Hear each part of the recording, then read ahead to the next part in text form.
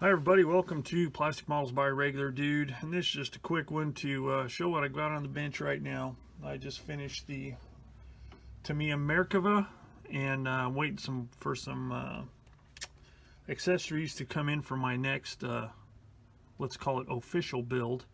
So I thought I'd dig this one out. This was from Joe's T34 group build last year sometime, and this was the kit I was going to build.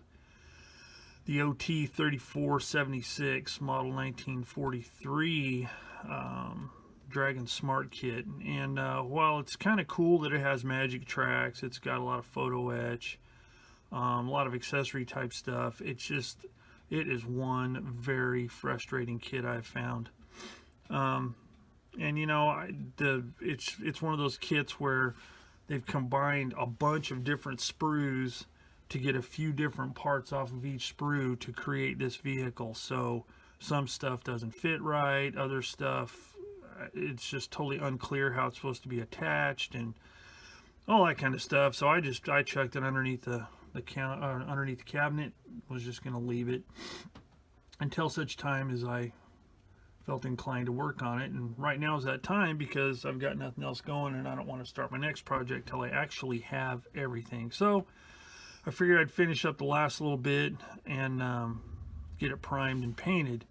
So there it is in the primer. I used my favorite acrylic primer, Stynylrez, and got everything all primed. Now the detail on this kit is pretty good.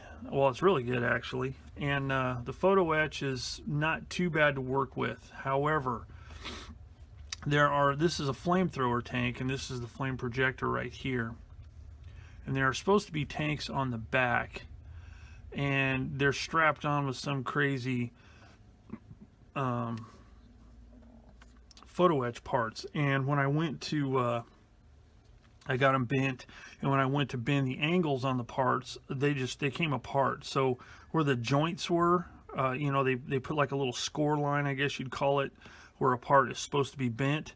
I don't know if they were ultra thin or what, because I mean it didn't take much bending at all, and I didn't put any you know, undue stress on it, and they just popped apart. I thought, you know what, I'm going to build this as a regular T34 with a flame projector that does nothing. This is mainly going to be an exercise and just, you know, working with photo etch, and I'm going to do it in a whitewash pattern. Scheme, and I've only done one other kit like that. It turned out really well, so I want to try it again because I've got a kit coming up probably this winter that I really want to do a bang up job on, that's going to have a winter camouflage. But anyway, just thought I'd give you this quick update on this kit, and you know, it does look pretty good, fit together well. I did have some problems with this part right here. There's a couple of different ones, and it's not really the one it shows to use. It didn't fit at all, but this one did, so I went with this one, and I consulted with a few people, and they, you know, recommended to use that one as well. But other things like this horn right here, it just kind of points where it goes, and it doesn't really say where it's supposed to go. There's no locating pins, which is fine, but if the instructions were a little clearer on where it went, that'd be a good thing. Other changes I did was on these tie down / grab rails, or whatever they are, here and here. The kit comes with plastic parts, and they worked fine here and here, but the other ones had some flash on them, and I just couldn't seem to get it to where I could fit it through the hole on these photo etch holders. So what I did is I used some leftover track pins from Kaizen Tracks, and those work great for that kind of stuff. That's why you should keep this stuff around. I mean, it makes good for good grab rails and grab handles and stuff like that. So anyway, the photo etch parts are nice. You know, these are photo etch here. There's a lot of little photo etch parts, and there's some places where the photo etch parts are nice, but the